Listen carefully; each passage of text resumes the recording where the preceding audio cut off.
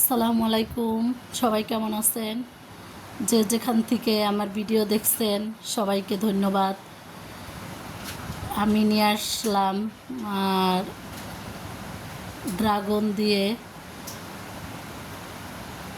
সাবুদানার dessert তৈরি করতে প্রথমে সাবুদানাটা সেদ্ধ করে পানি ঝরিয়ে নিতে হবে এবং ঠান্ডা পানি দিয়ে ঠান্ডা করে তারপর দুধ ফুটিয়ে সাথে দিয়ে দেব চিনি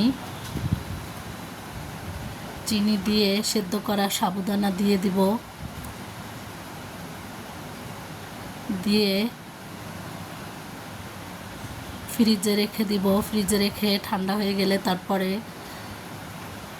ড্রাগন মিশিয়ে দিব। আপনারা আম দিয়েও করতে পারেন। সেম ডেজার্ট তৈরি হয়ে গেল আমার। সবাই বাসায় ট্রাই করে দেখবেন।